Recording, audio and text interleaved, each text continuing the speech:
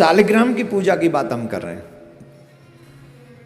3 प्रकार की, सात्विक, सात्विकी, राजसी और तामसी।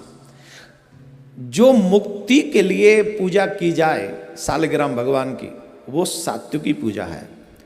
अपनी इच्छाओं को पूर्ण करने के लिए, मीन्स यश हो जाए, मेरा धन बढ़ जाए, मेरे पास मेरे को जो चाहिए वो मिल जाए, उस भावना से कोई की हुई पूजा शालिग्राम की, वो राजसी है।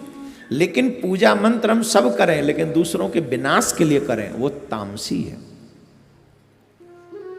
इसलिए हमें सात्विकी में ज्यादा ध्यान रखना चाहिए। और कभी कभी अगर तुम्हारी इच्छा हो घर मकान दुकान बच्चों की, तो फिर राजसी कर लो, लेकिन राजसी से नीचे मत उतरना, वो ठीक नहीं। क्योंकि हम जब किसी का बुरा कर, एक तो हम भजन करें, पाठ करें, भगवान की पूजा करें, और वो भी किसी के लिए, किसके बुरे के लिए।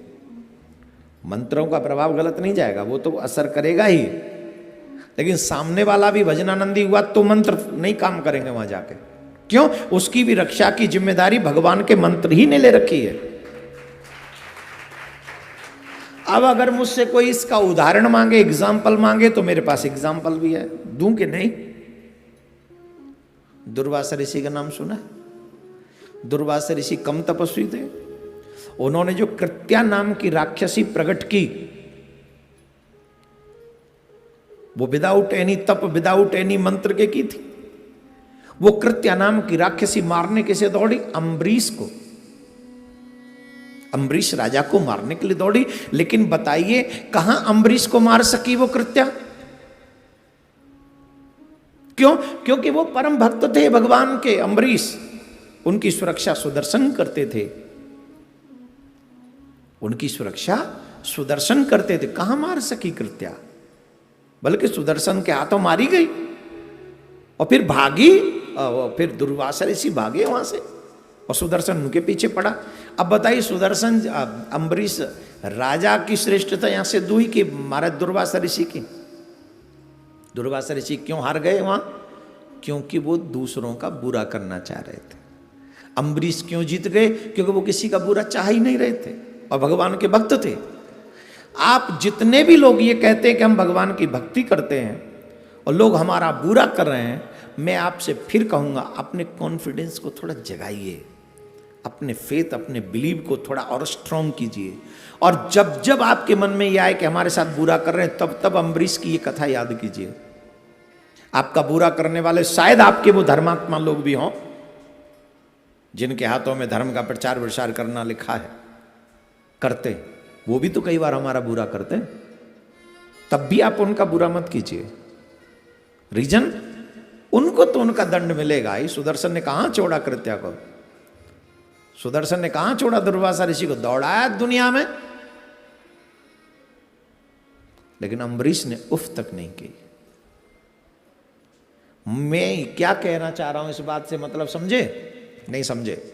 मैं आपको ये ज्ञान दे, ज्ञानी तो आप ऑलरेडी हैं ही, एक कथा याद इसलिए दिला रहा हूं कि आपका बुरा अगर कोई करे और आप भगवान का भजन कर रहे हो और वो भी मंत्रों का साथ ले और आप भी मंत्र जाप कर रहे हो, तो जो बुरा करना चाहता है उसके मंत्रों में कमजोरी आ जाती है, और जो निस्वार्थ भाव से मंत्र कर रहा है वो मंत्र ज्यादा स्ट्रांग होते हैं।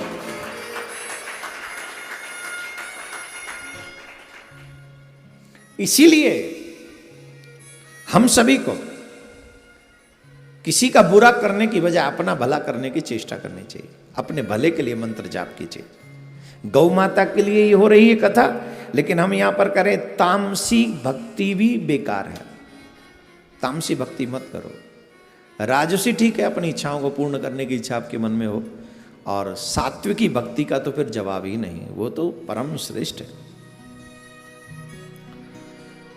इस प्रकार विद्वान पुरुष भगवती लक्ष्मी सहित भगवान विष्णु की आराधना करे। जो ऐसा करता है वो ब्राह्मण सदा कृतकृत्य होता है, इसमें तनिक भी संदेह नहीं है। पार्वती, क्षत्रिय, वैश्य अथवा शूद्र क्यों न हो, जो भी कोई क्यों न हो, भगवान विष्णु की विशेष रूप से भक्ति करता है वह निस्संदेह मुक्त हो जाता है। तनिक भी भय रखने की कोई आवश्यकता नहीं। देवेश्वरी कहते हैं कि उनके जो हो जाता है, पिता ही हमारे कुल का उद्धार करे। हम धन जिसमें भी भाव है, बड़ा सुंदर भाव है। श्री भगवान विष्णु ही परम धन्य है, उनकी उपासना करने से ही कल्याण होता है। पार्वती जी ने पूछा, सुरेश्वर इस पृथ्वी पर बड़े बड़े पाप नष्ट सालिग्राम शिला की विशुद्ध मूर्तियों का बहुत सी हैं, उनका कृपा करके उपाय बताइए, उनकी पूजा कैसे हो, उनमें से कितनी मूर्तियों का पूजन ग्रहण करना चाहिए, जरा कृपा करके बताइए। महादेव जी ने कहा, पितर स्वयं संसार कृदमा तेसाम दर्शनम। महादेव जी बोले, देवी जहां सालिग्राम शिला को कल्याणमयी मूर्ति सदा विराजमान रहती है, जिस घर में सालिग्राम की मूर्ति विराजमान रहती है, ध्यान से सुनना, उस घर में वेदों में सब तीर्थों में श्रेष्ठ, उस घर को सभी तीर्थों से श्रेष्ठ बताया गया है जिस घर में सालिग्राम की प्रतिमा विराजमान है। वेदों में ऐसा वर्णन मिलता है, जिस घर में सालिग्राम विराजते हैं वो सभी तीर्थों में से श्रेष्ठ है। ब्राह्मणों को 5, क्षत्रियों को 4, वैश्यों को 3 और शूद्रों को 1 ही सालिग्राम का मूर्ति का यत्न पूर्वक पूजन करना चाहिए। भक्ति का करना चाहिए। ये जो करते हैं उनकी तो फिर कहना ही क्या है, अवश्य करना चाहिए उनको पूजन। विष्णु पुराण का हम लोग वर्णन 23 तारीख से करेंगे, परंतु अभी हम सालिग्राम की बात कर रहे हैं। जिस घर में साक्षात सालिग्राम भगवान रहते हैं, उस घर में और उस घर से श्रेष्ठ कोई तीर्थ नहीं है। लेकिन ध्यान रखें, उस घर में विधि विधान से पूजा भी हो सालिग्राम की। ऐसा करने से इस लोक में समस्त भोगों को उपभोग करने का अवसर मिलता है। जो सालिग्राम की पूजा करते हैं उनका फल क्या है? एक तो फल, वो घर ही स्वयं तीर्थ है। जिस घर में सालिग्राम विराजमान है वो घर किसी तीर्थ से कम नहीं है, और संसार में भी प्रत्येक भोग उसे प्राप्त होते हैं। अंत में भगवान विष्णु के सनातन धाम को चला जाता है जो मनुष्य सालिग्राम की पूजा जीवन भर करता है। यहां पर कई बातें ऐसी भी होती हैं कि कई लोग कहते हैं सालिग्राम की पूजा स्त्रियों को नहीं करनी चाहिए। ये भी आपने कई बार प्रश्न सुना होगा, उनको करना चाहिए, उनको नहीं करना चाहिए। अभी जो मैंने इससे पहले कहा कि ब्राह्मणों को 5, क्षत्रियों को 4, वैश्यों को 3 और शूद्रों को 1 ही सालिग्राम मूर्ति का यत्न पूर्वक पूजन करना चाहिए।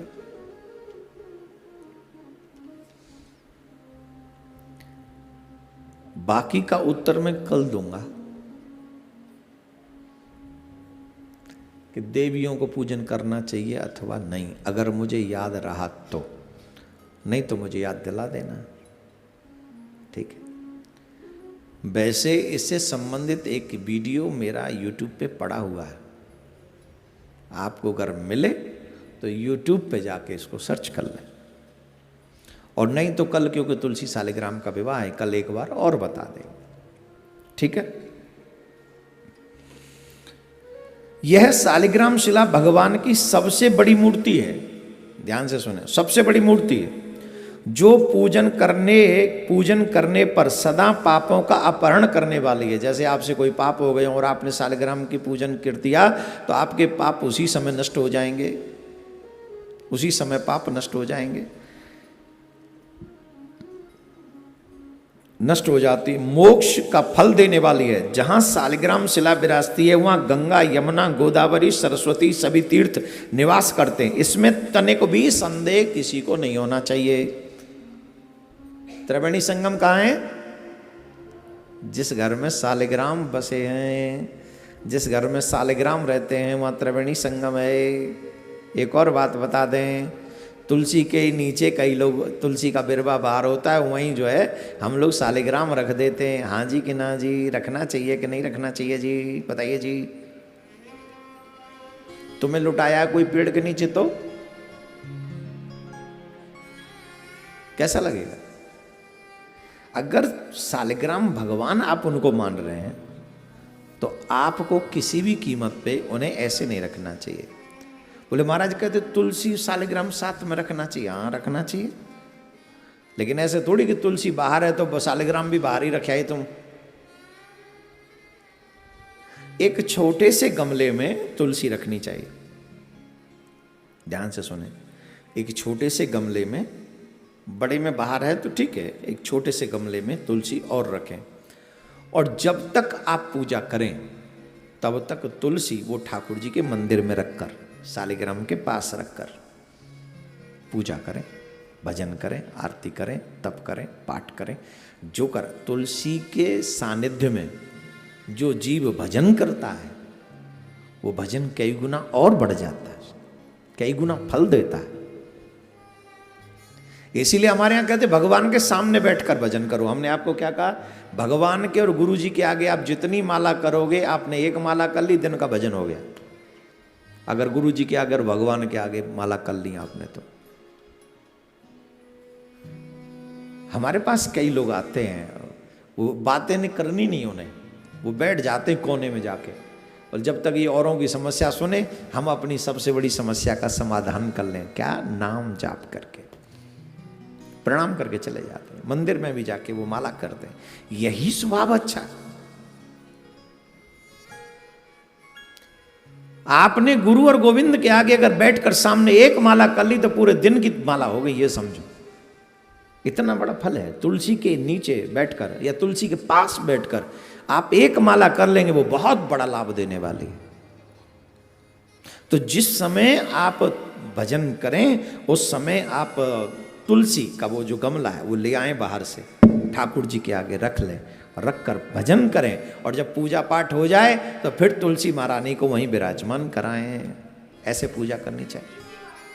बीच कथा में नहीं बोलेंगे आप, बीच कथा में नहीं बोलेंगे, कथा के बाद।